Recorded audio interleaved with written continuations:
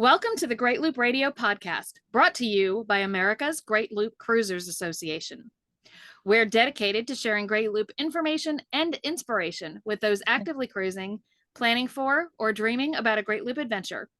I'm Kim Russo. I'm the director of AGLCA. Today we're continuing our popular series on the story of our loop, where we bring in some of our Gold Loopers, which is anyone who's completed the route, and they kind of share some of the details of their trip and what it was like for them, their boat, what they gained from it. So we will be jumping into that topic today.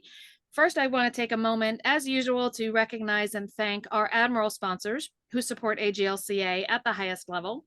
They are Curtis Stokes and Associates, Great Loop Yacht Sales, Passage Maker Trawler Fest, Skipper Bob Publications, and Waterway Guide Media. As always, we encourage you to support these businesses that support the Great Loop. And with the business out of the way, I am thrilled to have Bake and Lee Baker with me today. Bake and Lee, thanks for joining me. You bet. It's great to see you, Kim. Thanks. Yeah, it's great to have you here, and I can see you're on board. So let's just kind of start out. Tell us a little bit about your boat. And this is the same boat you looped on, correct? It is. It's a Grand Banks 42, 1977. It's the first boat. We bought this boat. We're sailors, but it's specifically we bought this trawler to do the loop. Mm-hmm. It was the first boat we looked at. It had been upgraded. It was a freshwater boat, and it had been upgraded tremendously. So we were really fortunate to find it. Yeah. Covered it. Okay. So first boat that you looked at, most likely I'm guessing then you had done a lot of homework beforehand to try and figure out what you might want. Yeah, we had attended one of the trawler fests in Baltimore before we started the trip. Yeah. That was really helpful. Went to some of the boat buying classes, and then we walked up and down the dock, looking at all the boats, and then had done a bunch of research. And then we had a friend who had done a lot of boating in the Great Lakes and had provided us with some insights, some tips, and so on. So we had a pretty good sense of it, and thought that we wanted probably a walk around deck arrangement like a Grand Banks, and certainly we're looking for an older boat, just from a price point of view, and had called a broker in the Green Bay, Sturgeon Bay area, and he had interviewed us on kind of by phone and online, and said, I think I have a couple of boats. Come on over and look at them. And as Lee said, this was the very first. We looked at other boats, but this was the very first one that we actually looked at. Yeah. And it was in great shape and served us really well. Yeah. So for those who are still looking for their Great Loop boat and might be thinking a Grand Banks 42 sounds like a possibility, give us a little bit of the specs, how many heads, how many berths, engines, that kind of thing. Sure. So it's a forward cabin V berth with a head and a small shower, an aft cabin with in our situation, kind of a 3/4 and a single on either side in the aft with a head and a small shower again, with a pretty good sized salon in between, with a kitchen, kind of a U-shaped settee, and then a lower helm. And we have 220 horsepower Ford Leymans, old reliable engines. I don't know when they were actually designed, but they're not the cleanest engines in the world, but they certainly are reliable. I think we've got pushing 4,000 hours on them, and we did have the heads rebuilt, but they're just keep going strong and steady. We have about almost 1,000-mile range with our fuel, a diesel fuel. We've got about 180 gallons of water, 90-gallon holding tank. So we have a pretty long kind of range and quite self-sufficient. And then we have a flybridge up top with all the same nav equipment up there, tons of space. Anyway. Yeah. So question then about having the lower helm and the upper helm. I'm sure you know what this is going to be. How often do you drive from the lower helm? With the weather's cold and rainy, we're at the lower helm, but otherwise we've found that we really like the upper helm. It's quieter, visibility is better, and if the weather's warm at all, it's obviously cooler. We've got isinglass enclosure, but we can open all that up, and really allows a lot of comfortable, fresh air. Yeah. So you also mentioned that the previous owner did a lot of upgrades. What were some of the things that were upgraded before you bought her? Well, I love the galley arrangement. They put in fancy Corian countertops. They have the dual refrigerator drawers and then dual freezer drawers. I have more freezer space on this boat than I do at home. I Wow, love them. that's big. Yeah, I mean they're amazing, which is great because for the loop, we were looping during COVID, which was great for us.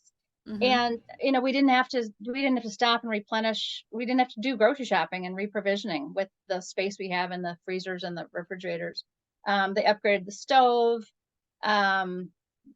Upgraded electrical, new inverter, new electrical control panels, new captain's seat on the lower helm. Just great. Yeah. Nice. So, yeah, it's great that somebody else worried about all of those things. Right. A lot of the Grand Banks have a lot of teak work, teak and a lot of bright work. Does your boat have that? And how hard is it to maintain that? Well, I've gotten pretty good at it. It takes some patience, and I kind of like putzing around boats, and so it's fine. But it takes a fair amount of work. We did get canvas covers made for all the rails, so when we were in warmer climates, we would keep the rails covered, and that certainly made a difference. We found that the sun in the southern, Florida and so on, just burns through the varnish like crazy, and keeping those covers on made a big difference. But I don't know, it's just sort of, kind of got into the swing of it. It was just part of being on the boat and looking after stuff. He's done a really good job. I mean, he just finished redoing the upper rails, and they're perfect. They look great. They really do. We get a lot when we come into a marina. We get a lot of compliments. He gets a lot of compliments. It's a little bit like driving an old Woody station wagon. Everybody wants to have a conversation. I mean, it's a fiberglass boat, but everyone wants to have a conversation about the style of the boat, the wood trim, all those things. So adds so much character and so much beauty to a boat, but certainly a labor of love to maintain all of that. So kudos to you. So let's kind of shift and talk a little bit about the Great Loop itself. You mentioned you were sailors. What made you decide to take on the Great Loop? You want to do that one? Well, I had read about it in a magazine, and before I retired, and I just thought, God, that sounds like a great bucket list item, and a great way to see that part of the country, which I was not particularly familiar with, kind of the deep south and the southeast coast. And so it just kind of kept noodling on it and kind of kept jotting it down as an idea of something we might eventually want to do. And as I was approaching retirement, we thought, well, let's go to this trawler fest, find out more about it. So it just kind of, the more we learned, the deeper the hook was set. And just said, sounds like a great thing to do. Let's keep exploring it. Trawler Fest was great. I learned a ton. And I think what really tipped the scales for me was the Women's Roundtable at Trawler Fest. Just hearing the stories, and I thought, oh yeah, I'm all in on this. This is really an exciting thing to do. So excellent. Well, and for those of you who are inspired by Bacon Lee to look into a Trawler Fest, there's one coming up in September in Baltimore, I believe. And I will be presenting there about the Great Loop. So hopefully I'll see some of you there. So where had most of your sailing taken place? Let's see, certainly Lake Superior. I'd sailed younger, had crewed on some Trans-Superior sailboat races, done some racing around the Apostle Islands, done some sailing, racing out in San Francisco Bay Area when I was working out there, and then sailing and racing around Minneapolis, St. Paul, where there's a fairly active one design fleets of J-22s and scows and things like that. So that was most of our boating experience. Although when I was in college, I worked as a deckhand on a ferry boat, and did get my pilot's license. So I spent one summer operating a pretty good size, like a 90-ton ferry boat. So had some big power boat experience, although it was not quite 50 years 50 years ago, so it was a little rusty as we started. Yeah. And Lee, how about you? Yeah, I learned how to sail in high school in the Chesapeake Bay and also raced out there. And then Bake and I raced in the Twin Cities and up here in the Apostle Islands. So obviously a lot of boating experience, which certainly helps, even Yeah. if you're doing the loop on a motorboat. Yes. What made you decide to go to a trawler instead of actually taking a sailboat on the loop? You know, the reading I'd done was it just sounded, frankly, and I don't want to discourage anybody, just sounded like a little bit of a lot of monkey business, putting the mast up, shipping it, mast down, up, down.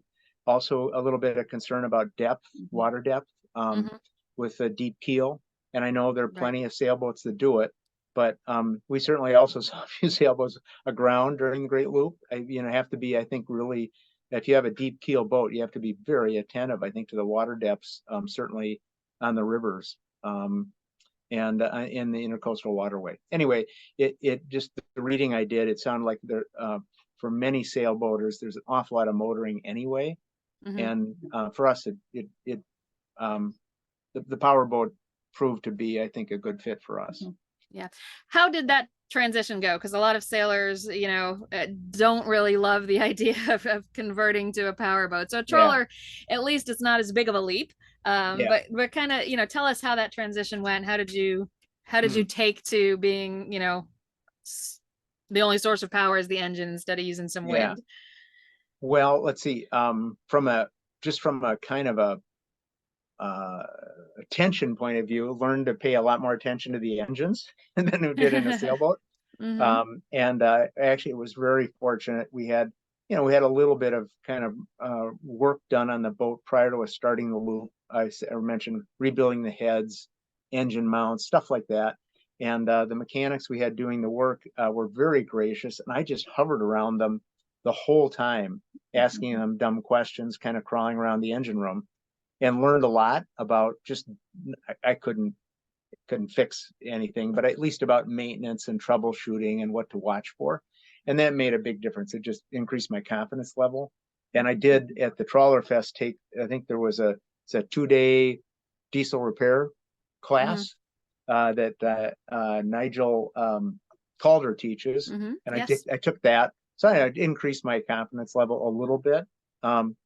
But also this boat only goes about, I don't know, 8, 9, 10 miles an hour. So it's not going to go any faster than that. So it's kind of life at a slow speed.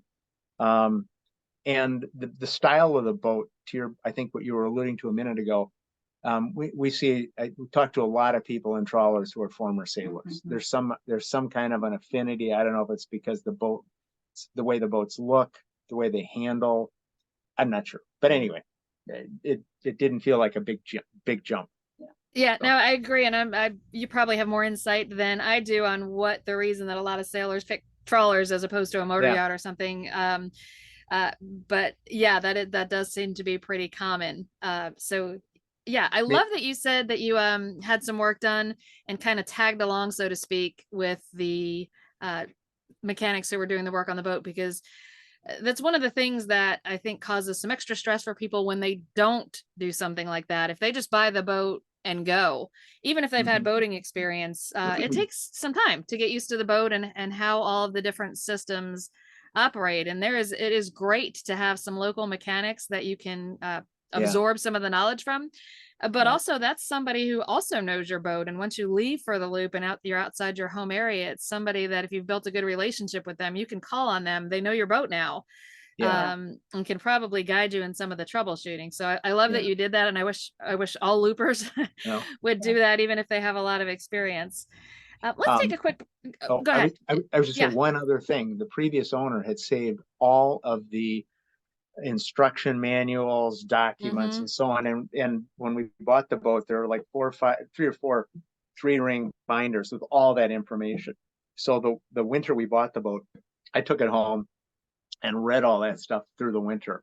And again, I don't remember it all, but at least I knew where to find stuff. So if I was if I was puzzled over something with the inverter or the air conditioning, I knew exactly where to go look it up and find it and kind of troubleshoot stuff. Yeah. And that made a huge difference. And again, kind of increased our confidence level, I think. Yeah. How long went by between the time that you purchased the boat and the time that you actually left for the loop? We closed I think like January 1st, and then we brought the boat up to the western part of Lake Superior into the Apostle Islands and spent that summer just becoming familiar with the boat. And then we left Western Lake Superior on September 19th, 2019, and started from here. So we had a summer to just really get used to the boat and learn how to dock, docking and anchoring and all that kind of thing, just becoming really familiar with the maintenance and so forth. Wonderful. Let's take a quick break and play a message from a sponsor. When we come back, I want to talk a little bit more about kind of your style of looping, meaning, you've already mentioned that it's a slower boat, but I want to talk about, how often you did marinas versus anchorages, how many miles per day you would typically travel. And we'll also talk about looping during COVID, because you mentioned that, and leaving in September of 2019 means you were probably, somewhere around Florida when things started to shut down. So we'll jump into that when we come back. Good morning, loopers. Many of you are probably already cruising in southeastern waters, and that is where the Salty Southeast Cruisers Net focuses all of its efforts to help you enjoy your time on the water.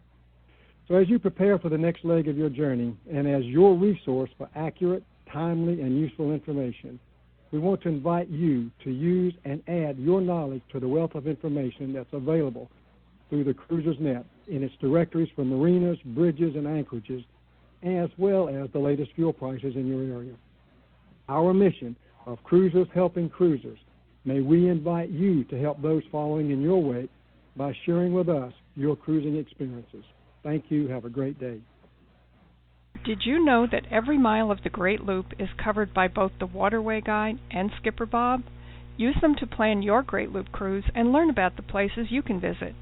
In the cockpit, important navigation info is always ready at your side, plus marina listings, anchorages, services, and so much more. Each Skipper Bob and Waterway Guide is updated yearly, and waterwayguide.com and skipperbob.net keep you current with navigation alerts, cruising news, fuel prices, and special deals.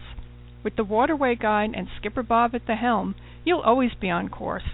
Order yours today at the AGLCA ship store at greatloop.org. Waterway Guide and Skipper Bob are proud sponsors at the Admiral level with AGLCA. We're back on Great Loop Radio. My guests today are Lee and Bake Baker, and they are sharing the story of their Great Loop. And we just kind of touched on that they are some of our COVID loopers, which, for some loopers, that was a great time to be looping. It's a great way to isolate. And others found that, as things closed down, it was a little bit of a different experience. So, you mentioned you left Lake Superior in September of 2019. So March of 2020 or so is when things started to close down. Where were you, and what was your initial reaction to this idea that the world is suddenly changing? I think, well, we have two grown sons. They were certainly affected by COVID with graduate school and college. Their lives were definitely interrupted. For us, we found it amazingly helpful because we had the museums all to ourselves.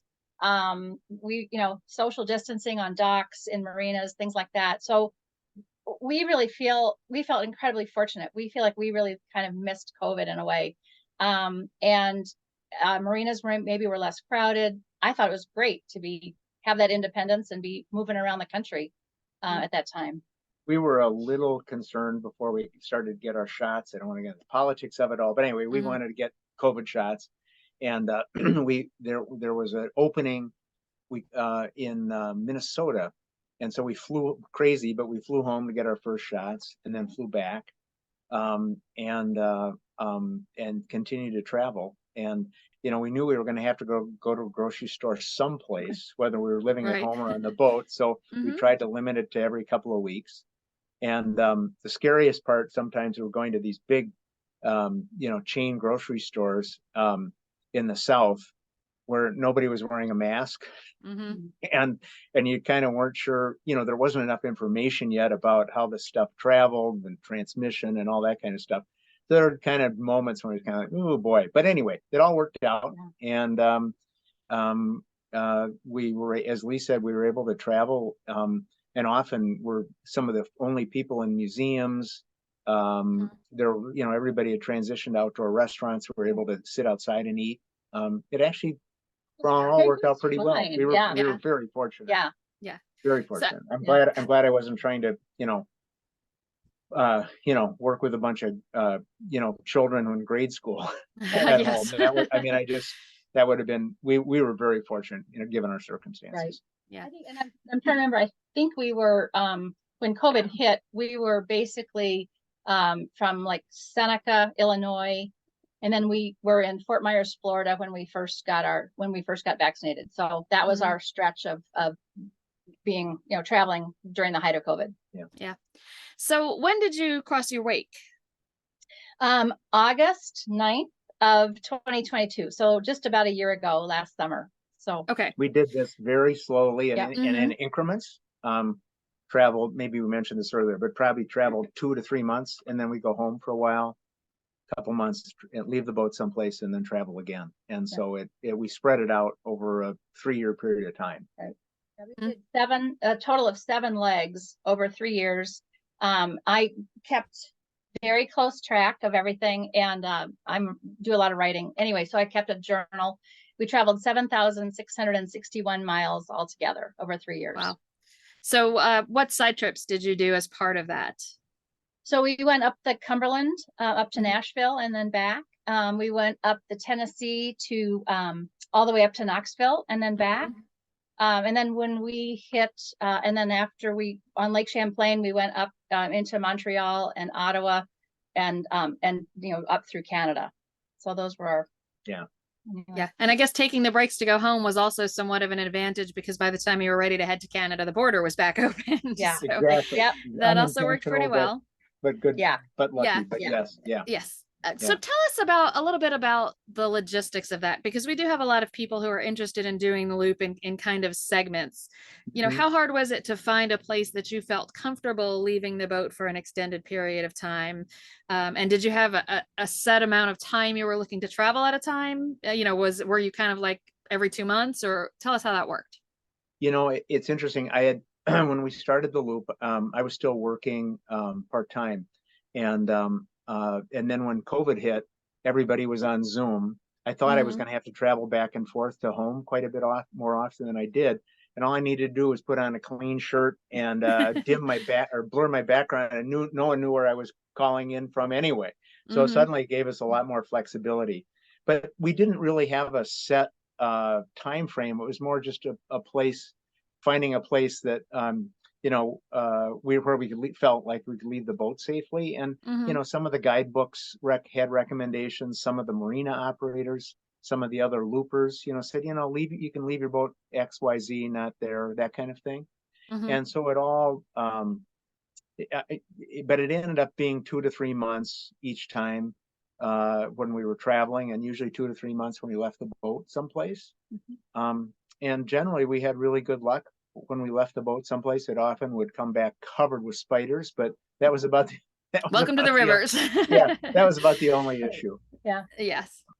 Yeah, people were incredibly helpful in giving us recommendations of where to leave the boat for 2 and 3 months at a time. So, and we didn't have any trouble ever with making those. We did call ahead, I don't know, maybe a couple months ahead or a month ahead, but we just had no trouble with marina recommendations or reservations at all.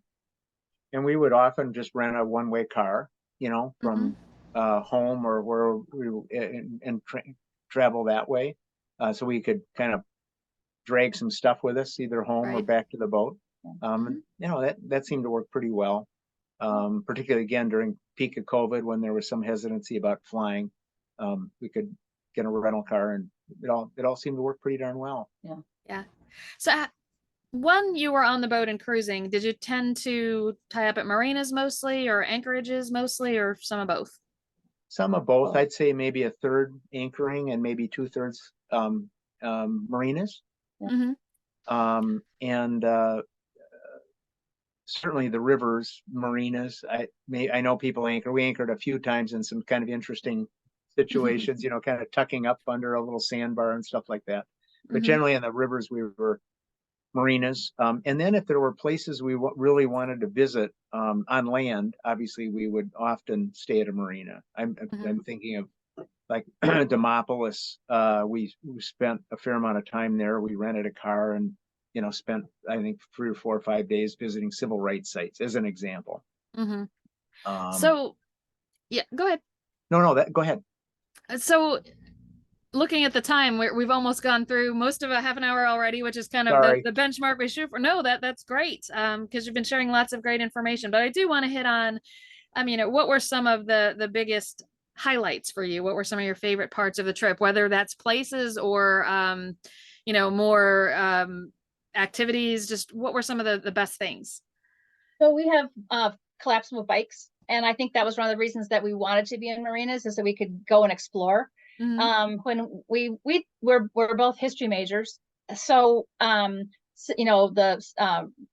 Revolutionary War on the East Coast and Civil War battlefields, civil rights sites down south. One of my favorites was the Muscle Shoals Studio in Florence, Alabama. Mhm. That was a highlight for both of us. Just I think for us, it was the experience of looping, seeing the world at 8 and 9 miles an hour. But then also just really being able to take advantage of places we had never been before, and getting into museums and just wandering around little towns. That was just really an exceptional experience. Yeah. For me, I'll just highlight a few. We really enjoyed Apalachicola. Great little town. That was a ton of fun exploring in the Panhandle. We really enjoyed the Keys. Kind of funky but fun. And then coming up the East Coast, we had just a great approach into New York City. Seeing the tops of the towers before you could see the base of the city, on the horizon. Mhm. Coming into New York City was just a hoot. I'll never forget that. And then I think another highlight was just traveling through Canada, the Rideau Canal, and going through Ottawa, just spectacular, beautiful, beautiful country. And then when we got up Georgian Bay in the North Channel, I think the physical beauty there was just absolutely spectacular. And I would encourage anybody to take that northern route and spend time in Canada. Folks were friendly, great facilities. It was great. Yeah. Yeah. It really was. So And many people have asked us what the highlights are, and it's so hard because every single day was a highlight. It was amazing. Yeah. So many gold loopers tell me that this trip is life-changing. Did it change you? I think it did for me. So one of the things that I loved, and I think we both miss right now, is we realized that we were a team. We really had Really? I know. No, I feel like there was marriage enrichment going on, Mhm. and it was a chance to just understand more about the history of our country, the cultures that exist in our big country. Mhm. And it challenged my understanding of what our history is and what our whole country is based on. I Yeah. don't know. What are your thoughts? I would also say for me, selfishly, it was just a great transition into retirement. Something to focus on, something to do, something to, all the intellectual stimulation. Just was fantastic. Yeah. Very, very appreciative of it. And I think ultimately, I think both of us just came away with feeling very, very grateful to be able to do this, because a lot of people can't, and we just felt incredibly lucky to be able to do this adventure. Yeah. Any final tips for anybody who's kind of in the planning stages and trying to come up with the best time or the best boat or all those details that you think about before you start the loop? What are your best tips for them? We took advantage of all the AGLCA resources, the Skipper Bob books. We did a lot of research and homework, waterway guide, and I learned a ton, and I felt so much better prepared every day and the whole loop. So I would just say do your homework. That'd be my recommendation. What I was going to say is just, there's going to be a lot of uncertainties. It's just kind of the deal. There's a certain amount of kind of emotional, psychological agility that's required. Some of the stuff you can worry about and you can't do anything about it. Stuff happens. And I would just say, go for it.